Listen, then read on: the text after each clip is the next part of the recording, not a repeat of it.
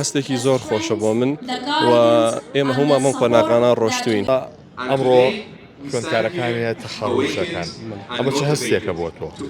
سپاس بە خێراتنی جەنابتان و سەرجەمیوانە بە ڕێزەکان دەکەین.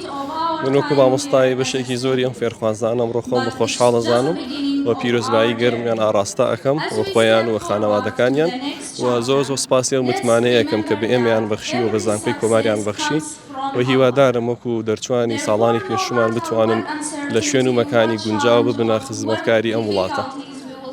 چی و بیرەخاتۆ کاتێک ئەمانە بینی تەخەڕوجەکەن؟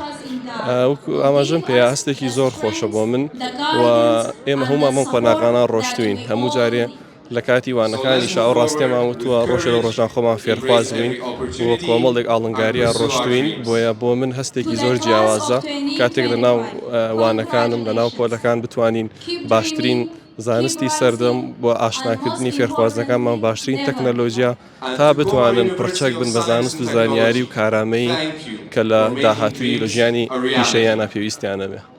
چەنددا لە بە تەخەڕوجەکە؟